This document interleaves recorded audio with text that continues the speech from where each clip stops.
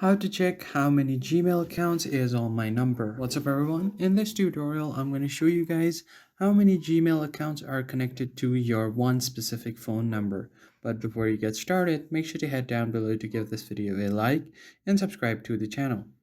So first thing you want to do is open up your web browser and search for Google Sign In. And once you get this sign in, just tap on it and tap on Forgot Your Sign In Info. So tap on Forgot Email.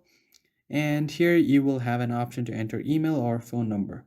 So you are just going to enter your phone number right here. So once you have entered your number, you are just going to tap on next. And here Google will ask you for your first and last name. So just enter your first name and then your last name right here. And once you do that, you just tap on continue and it will send you a verification code on the number.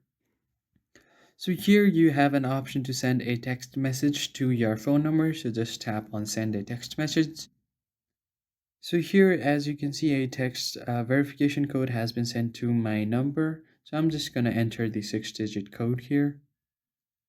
So once you enter the verification code, all of the connected account will be shown there. The list of your connected accounts will be visible on your screen. So that's pretty much for this video.